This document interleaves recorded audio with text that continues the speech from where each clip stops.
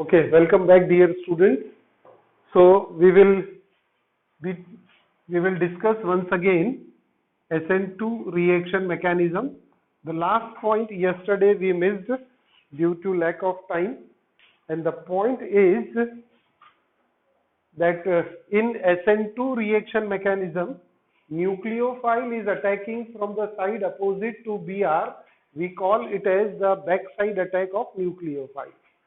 So nucleophile is coming from backside, forming a transition state for a short period of time, and which then finally get converted to methyl alcohol. This bond gets broken down completely, giving CH3OH methyl alcohol and bromide nucleophile as a side product. What we have also noted that there is 100% inversion of configuration. तो ये भी अपने को समझ गया था 100% inversion of configuration. Why we call it as inversion of configuration? Because reactant is having, reactant में जो substrate है उसमें nucleophile on the right hand side, और जो product है उसमें nucleophile कहाँ जा रहा है, left hand side में, because of backside attack. That's why we call it as inversion of configuration. Paper पे लिख दिया, समझ गया. अब practically this molecule of methyl bromide getting converted to methyl alcohol cannot explain or cannot justify experimentally inversion of configuration. Experimentally cannot justify, because ये configuration inversion कब होता है, जब कायरल सेंटर अवेलेबल होगा, यानी कायरल कार्बन अवेलेबल होगा, तभी possible है ये इन्वर्शन को समझना. जैसे हमने देखा था ना, डी एंड एल आइसोमर मिल रहे थे, है ना, बीच में मिरर लगाया था. D isomer dextro rotatory, L isomer levo rotatory, clockwise and anti clockwise. ये कब पॉसिबल होता है, जब यहाँ पर कायरल कार्बन रहेगा. सही है. इसमें है क्या कायरल कार्बन? नहीं है. तो experimentally this particular example is suppose to be a failed example, but on paper we can very well explain it, we can write very well. It is theoretically correct but practically not correct. So to get it practically correct, this phenomena, practically correct phenomena है ना, SN2 का practically correct phenomena अगर लेना है तो हमें एक ऐसा एग्जाम्पल कंसिडर करना होगा, उस एग्जाम्पल में कायरल कार्बन अवेलेबल हो. Are you getting it now? क्या पॉइंट मैं डिस्कस कर रहा हूं, कल यहीं पर हमने हमारा डिस्कशन बंद किया था. तो coming back to this again, है ना, this example of methyl bromide getting converted to methyl alcohol with inversion of configuration cannot be explained experimentally, because it does not carry, does not carry chiral carbon atom, है ना, not available, does not possess chiral carbon. So this example cannot explain exact inversion. तो inversion जब experimentally अपने को prove करना है तो उसके लिए हम क्या करेंगे, एक ऐसा एग्जाम्पल लेंगे जो प्रैक्टिकली प्रूव करे, और उसके लिए बेस्ट एग्जाम्पल है, आप लोग भी याद रखेंगे, 2-chlorobutain, है ना, 2-chlorobutain. This can explain practically 100% inversion of configuration. कैसे होगा इसको देखते हैं. यहाँ पर हम 2-chlorobutain का फॉर्मूला बनाते हैं, CH3 CHCl CH2 CH3. This is 2-chlorobutain. Second carbon is having Cl here. 2-chlorobutain. This is chiral carbon, asymmetric carbon, because it is bonded to four different दिखाई दे रहे हैं क्या आपको? देखिए ये CH3, ये H, यहाँ पर ये Cl, ये H और ये Cl आ गया, और साइड में क्या आ जाएगा, ये पूरा एक ग्रुप C2H5, करेक्ट। तो ये कार्बन हो गया बेटा कायरल कार्बन, और ये प्राइमरी हेलोजन है। मैं जस्ट पोजीशन बदल देता हूं, Cl को यहां करता हूं और C2H5 को इधर लगा देता हूं, ठीक है। अब ये बन गया आपका रिएक्टेंट लाइक CH3Br, ये बन गया आपका 2-chlorobutain, ऑप्टिकली एक्टिव है ये, this is optically active because it possess chiral carbon. अब इस पे न्यूक्लियोफाइल अटैक कर सकता क्या फ्रंट साइड से? नहीं कर सकता। तो इसमें फिर से न्यूक्लियोफाइल कहां से अटैक करेगा? बैक साइड से, और बैक साइड अटैक करेगा तो फिर से यहाँ क्या बना देगा? Transition state. लिखूं क्या मैं ट्रांजिशन स्टेट कैसे बनेगा? समझ गया है आपको, है ना? या hello, somebody is saying yes, कौन बोल रहा? हेलो, किसका माइक ओपन है? अरे आजू बाजू की भी आवाज आ रही है। Who is not? कौन है? धनश्री, म्यूट कीजिए अपना माइक, जब बोलना है तब बेटा ऑन रखो। अच्छा, आज अभी उसने अवंतिका ने ज्वाइन किया क्या? हेलो अवंतिका, से यस नो। ज्वाइन किया अवंतिका दाड़े? हाँ बेटा, हाँ ठीक सुनाई आ गया। तो थोड़ा सा अभी आपको ये डिफिकल्ट लगेगा, है ना, क्योंकि इन बिटवीन ये बीच में से आप ज्वाइन कर रहे हैं, थोड़ा टाइम लगेगा। और अंश ने ज्वाइन किया क्या? अंश पाटिल, हेलो अंश। अंश, हाँ बेटा। तो आप देखेंगे ये अभी फिनोमिना कल हमने पढ़ा दिया था, इसके बाद वाला एक नए तरीके से शुरू होगा SN1, तो वो इजी जाएगा। अभी ये हमारा कल का डिस्कशन, तो कंटिन्यू करता हूँ। आप दोनों से मुझे बात करना था, अवंतिका एंड यश। चलिए बेटा आगे कंटिन्यू करते हैं। तो क्या हो रहा था, ये ऑप्टिकली एक्टिव है, न्यूक्लियोफाइल बैक साइड से अटैक करेगा, और बैक साइड से अटैक करके फिर क्या करेगा? OH कार्बन के साथ बॉन्ड बना लेगा और पेंटावेलेंट कार्बन हो जाएगा। फिर से ये TS बनेगा। अब ये TS ये स्लो स्टेप रहेगा, यहाँ ये फास्ट हो जाएगा। किसके साथ बॉन्ड ब्रेक होगा? देखिए CCl बॉन्ड ब्रेक हो जाएगा, और आपको मिलेगा यहाँ पर 2 hydroxy butane, butanol, 2 butanol, CH3 C2H5H, है ना। अब ये देखो 100% inversion, theoretically and practically both.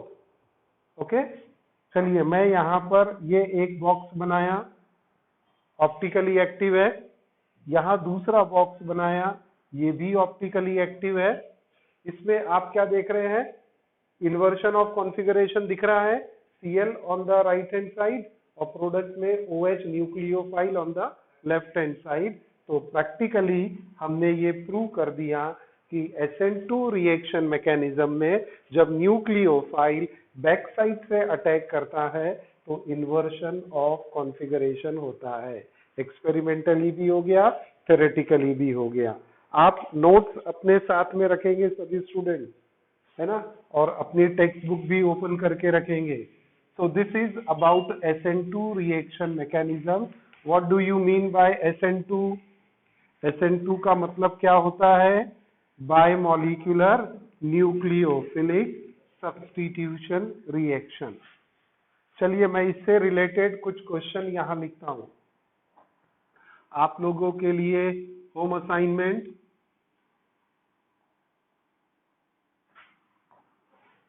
Home assignment के लिए SN2 से रिलेटेड क्वेश्चन मैं लिखूं अगर यहाँ पर, तो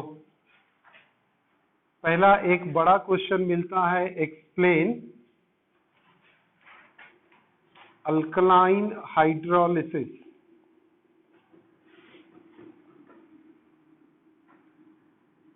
hydrolysis, alkaline hydrolysis of methyl bromide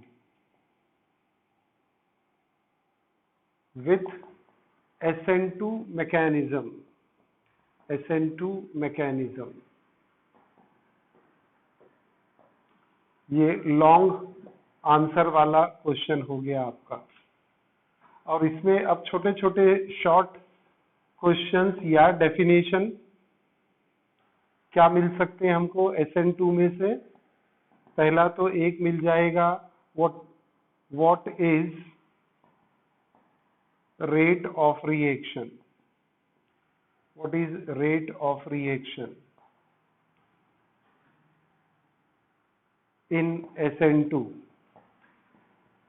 what is the molecularity, what is the molecularity in SN2,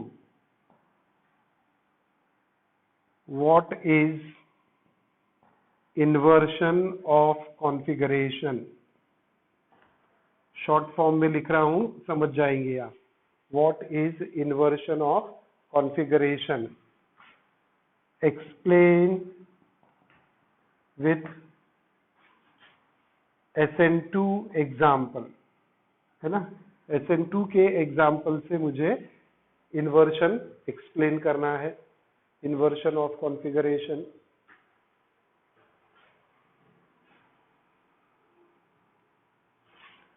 और दो तीन डेफिनेशन आप लिख लीजिए। Dextro rotation, what define dextro rotation, levo rotation,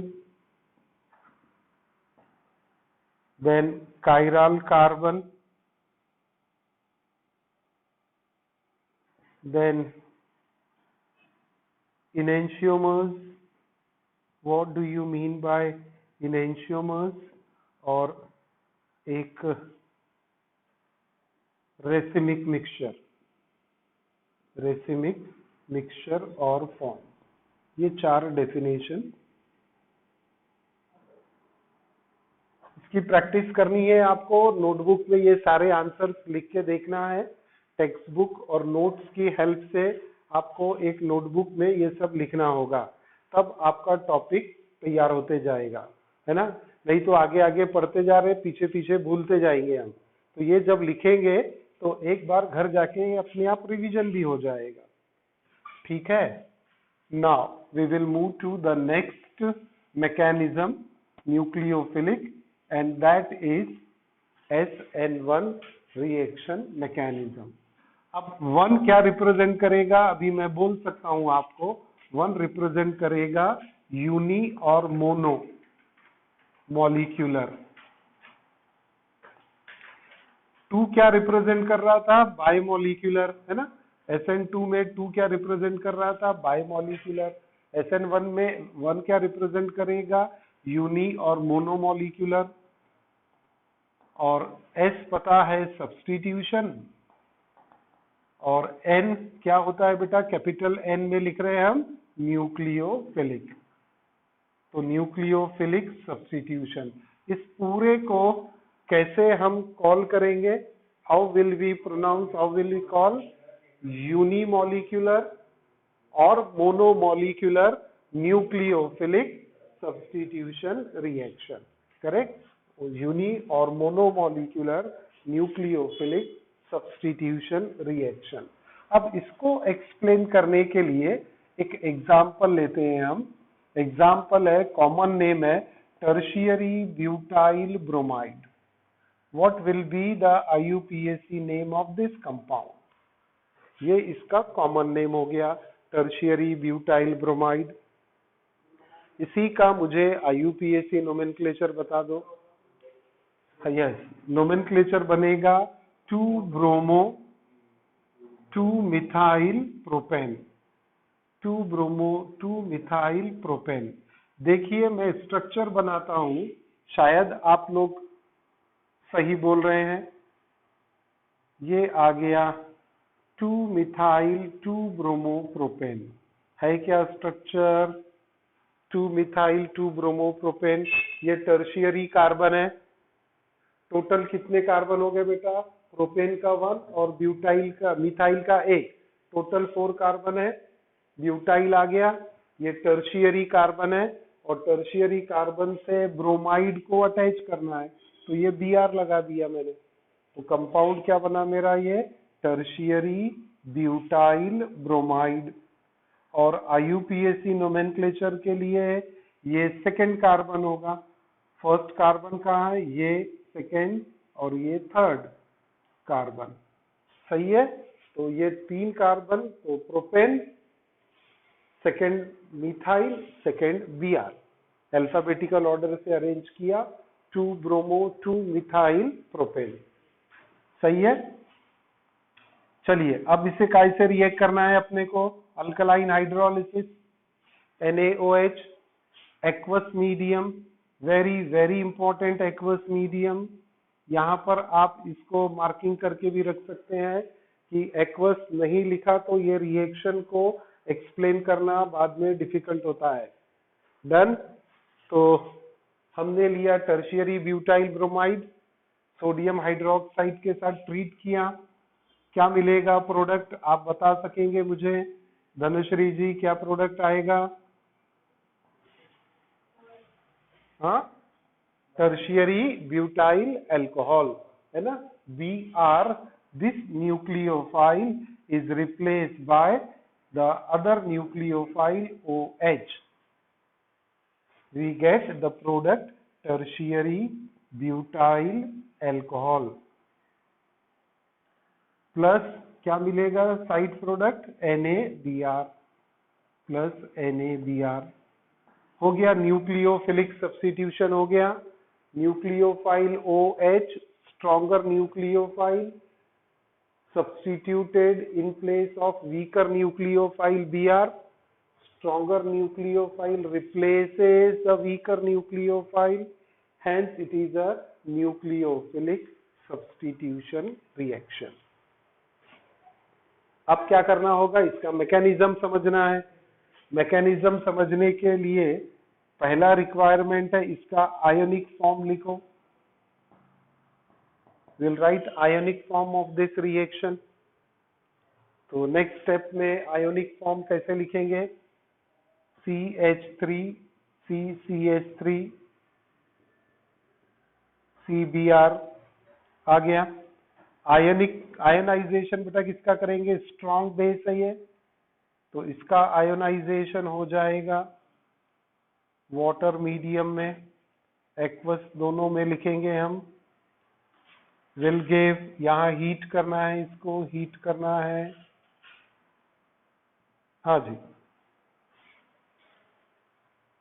क्या हो जाएगा नेक्स्ट, टर्शियरी ब्यूटाइल ब्रोमाइड, इसका डिसोसिएशन नहीं होता, तो final product will remain as it is Br, but this is the salt, salt will always get ionized, और salt का ionization Na positive aqueous plus Br -1 aqueous।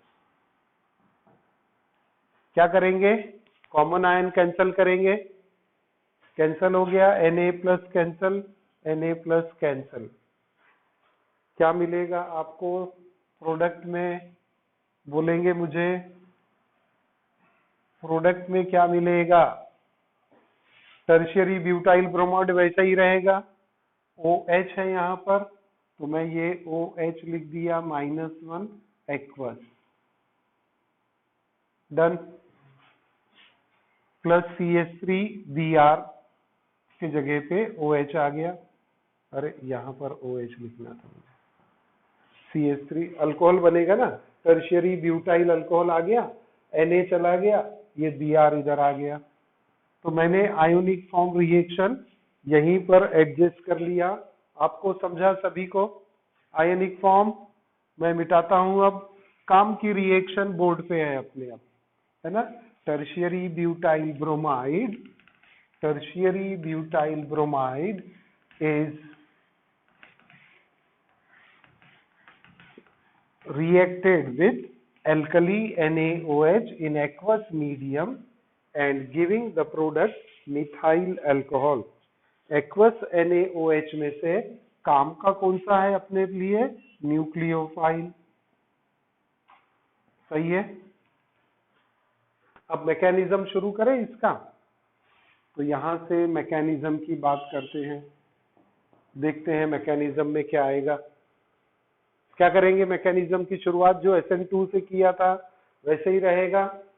Tertiary butyl bromide, ये nucleophile क्या करेगा, अब ये न्यूक्लियोफाइल Br माइनस है ना, तो न्यूक्लियोफाइल पे डेल्टा नेगेटिव, कार्बन पे डेल्टा पॉजिटिव, डन। कहाँ अटैक करना चाहिए न्यूक्लियोफाइल ने, कार्बन पे करना चाहिए, but front side attack possible होगा क्या, क्यों नहीं होगा, क्योंकि Br दूसरा न्यूक्लियोफाइल यहाँ पर बैठा हुआ है, like charges repel each other, सही है। तो this nucleophile cannot attack from the side of Br, cannot attack from the front side because another nucleophile weak है, सही है, ये strong है, ये भी सही है, लेकिन है तो न्यूक्लियोफाइल, रिपल्शन तो होगा, तो वो रिपल्शन होगा, इसीलिए OH cannot attack the central carbon from the same side। तब ये OH इंटेलिजेंट काम क्या करेगा, जैसा SN2 में किया था, क्या करेगा, वो बैक साइड से अटैक करने आएगा। अब यहां समझेंगे सभी लोग, अभी लिखो मत और ध्यान से समझ लेना, क्योंकि बैक साइड अटैक तो करेगा, लेकिन यहां पर इंटरेस्टिंग बात है कि बैक साइड अटैक भी पॉसिबल नहीं होता, फ्रंट साइड अटैक भी पॉसिबल नहीं होता है और बैक साइड अटैक भी पॉसिबल नहीं है। क्यों नहीं है, इसका आंसर यहीं पर लिखा हुआ है, अपने को पकड़ने का है उसको। क्यों नहीं होगा बैक साइड अटैक, यस, क्योंकि यहां पर this 3CH3 group are available, ये तीनों CH3 है ना, मैं फिर से लिख रहा हूं यहां पर, देखो दिस 3CH3 ग्रुप, सही है, दिख रहा है सभी को, दिस 3CH3 ग्रुप, क्या देख रहे हैं आप यहां पर, ये सेंट्रल कार्बन हमारा डेल्टा पॉजिटिव चार्ज, ये Br डेल्टा नहीं, हाँ डेल्टा पॉजिटिव, Br पे डेल्टा नेगेटिव, और ये रेड वाला न्यूक्लियोफाइल कहां से आ रहा है बेटा, बैक साइड से कार्बन पे अटैक करने जाएगा, वो फ्रंट साइड तो पॉसिबल नहीं है, दिख रहा है, पढ़ लिया SN2, बैक साइड भी पॉसिबल नहीं हो रहा है, क्यों नहीं हो रहा है बोलेंगे अब, हाँ अनिरुद्ध, बैक साइड अटैक क्यों नहीं होगा, लावण्या, बैक साइड अटैक क्यों नहीं होगा, तो क्या करेंगे वो, रोकेंगे, क्यों, कैसे रोकेंगे, क्या कर, how they will stop, in what way they will stop, through which phenomena they will stop, पढ़ा है आप लोगों ने, प्लस आई इफेक्ट पढ़ा है, हाँ inductive effect plus I effect, क्या है plus I effect, tendency to repel electron pair away from themself, तो वो क्या करेंगे, ये तीनों मिथाइल ग्रुप अपनी इलेक्ट्रॉन पेयर किसके तरफ पुश करेंगे, कार्बन के तरफ, यानी यहां से अगर मैं शो करूं तो ऐसा पुश करेंगे, इससे क्या होगा, जो सेंट्रल कार्बन है इसका पॉजिटिव चार्ज न्यूट्रलाइज हो जाएगा, चार्ज न्यूट्रलाइज हो गया तो फिर OH इस पे अटैक कर सकता क्या, नहीं, OH कार्बन पे क्यों अटैक करने के लिए आ रहा, क्योंकि उसके पास अपोजिट चार्ज है, पहले वाले केस में अपोजिट चार्ज मेंटेन था, इसीलिए मैं फिर से लिख देता यहां पर SN2 जो हमने पढ़ा था कल, आज भी रिवीजन किया हमने, है ना, यहां पर बेटा ये कार्बन पे पॉजिटिव चार्ज है, न्यूक्लियोफाइल बैक साइड से आता है और बहुत आसानी से अटैक करके और वो ट्रांजिशन स्टेट और फाइनल प्रोडक्ट में कन्वर्ट हो जाता। Why it is easier for OH to attack from back side? Because there is no repulsion plus the positive charge on carbon is retained, positive charge still available, but यहाँ पर क्या होगा, the positive charge get neutralized by 3-methyl group. This is what we call as plus I effect of 3-methyl group. समझा सभी को? Plus I effect of 3-methyl group does not allow nucleophile to attack. Plus one more aspect, ये word को समझेंगे, इसे याद रखेंगे, stearic hindrance. Hindrance का मतलब क्या होता है? रोकना, किसी भी चीज को ब्लॉक करना. हिंडरेंस यानी जैसे बैरिकेड लगा देते किसी रास्ते में जाने के लिए, the traffic has been hindered by the presence of that barricade. इतना बड़ा रास्ता था, छोटा करने के लिए पुलिस वाले नहीं ऐसा जिगजैग बना देते हैं, so that they can identify, they can catch the person. तो वो क्या करते हैं? हिंडर करते हैं स्पीड को. तो वैसा ही यहाँ पर हिंडरेंस है. स्टीयरिक का मतलब क्या होता है कि जो ग्रुप यहाँ पर ये 3 CH3 they are in three dimensional arrangement, carbon tetrahedral है, ये तीनों CH3 क्या करेंगे? देखो मैं कुछ ड्रॉ कर रहा हूं, यहां पर क्या करेंगे? Stearic hindrance.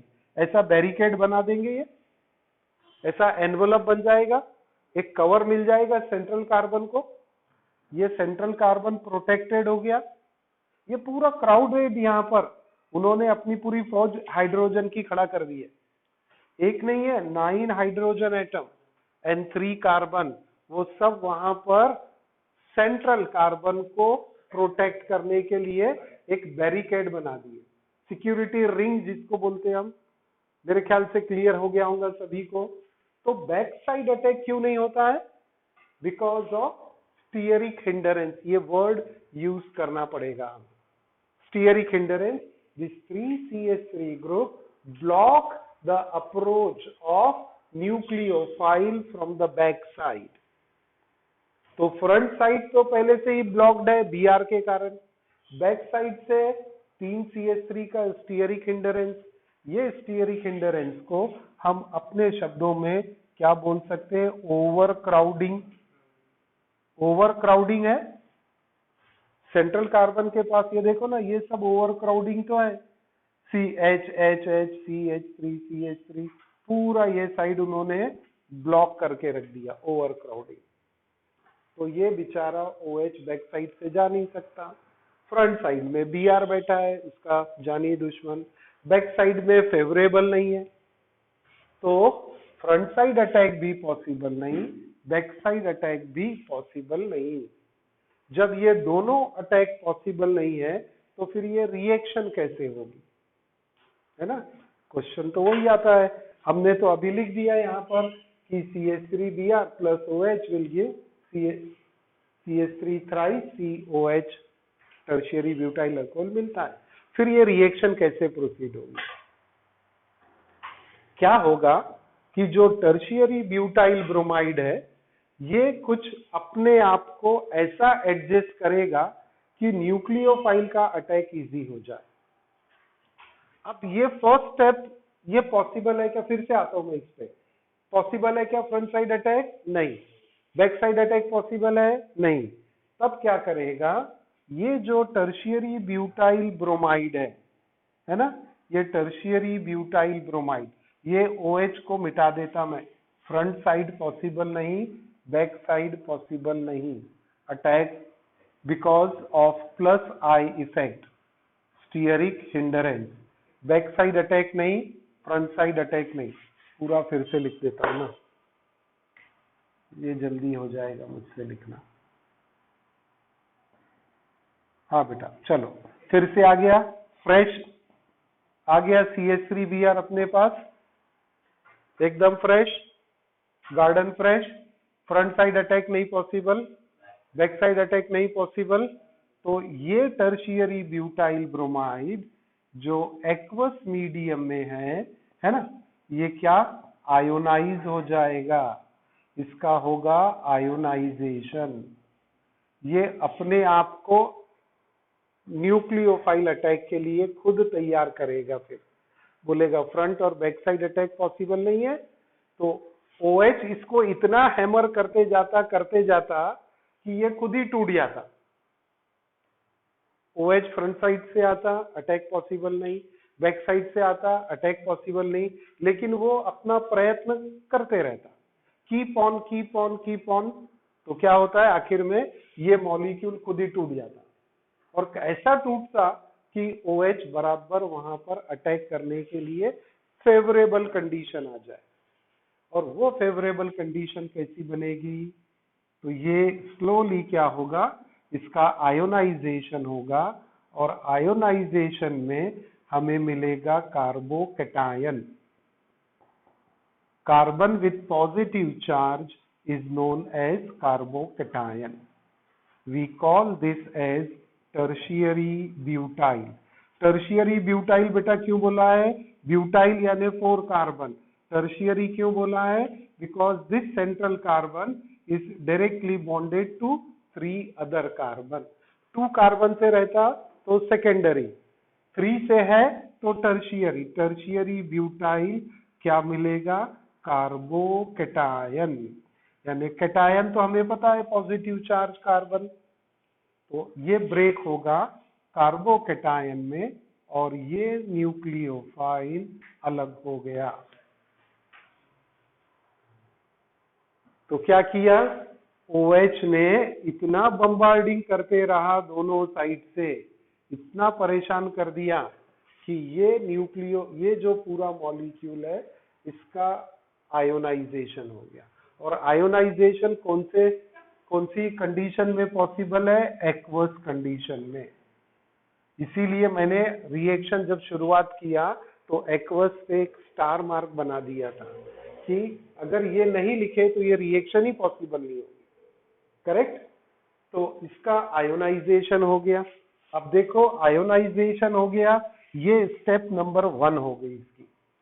तो पहला स्टेप, पहले तो क्या हुआ, फ्रंट साइड अटैक करने आया, पॉसिबल नहीं, बैक साइड अटैक करने आया, पॉसिबल नहीं, तो फिर टर्शियरी ब्यूटाइल ब्रोमाइड अपने आप टूट गया, ब्रेक हो गया, डिसोसिएट हो गया, आयोनाइज हो गया। काय में आयोनाइज हुआ, tertiary butyl carbocation and bromide ion.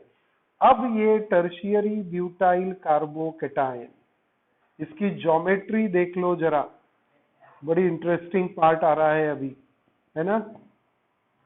I write again, tertiary butyl bromide, tertiary butyl carbocation. अब न्यूक्लियोफाइल इस पे अटैक कर सकता है क्या, कर सकता है बिल्कुल, क्योंकि इसकी ज्योमेट्री क्या है, planar triangular, planar triangular, planar triangular geometry, और हाइब्रिडाइजेशन होता है sp2। Planar triangular geometry sp2 hybridisation होने से ये वाला कार्बन ये दोनों साइड से एक्सपोज हो गया, है ना। आप प्लेनर ट्रायंगुलर ज्योमेट्री बनाएंगे इस तरह से, ये सेंट्रल कार्बन आ गया यहां पर, करेक्ट है, और ये इसके 3 CH3 इधर में। देखो जरा समझो ज्योमेट्री को, अब ये कार्बन एक्सपोज हो गया ना, वैसे तो यहां से भी एक्सपोज हो जाएगा वो, है ना। तो ये कार्बन एक्सपोज्ड है अब किसके अटैक के लिए, न्यूक्लियोफाइल। वो फ्रंट साइड से भी अटैक कर सकता, बैक साइड से भी अटैक कर सकता।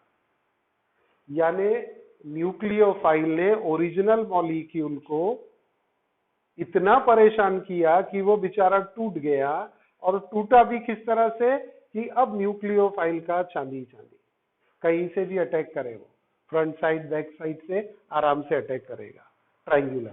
अब ये अटैक करेगा, बन जाएगा अल्कोहल। अब अगर सपोज फ्रंट साइड से किया तो ये मिलेगा टर्शियरी ब्यूटाइल अल्कोहल, और उसी तरह से अगर उसने बैक साइड से अटैक किया तो ये मॉलिक्यूल मिल जाएगा।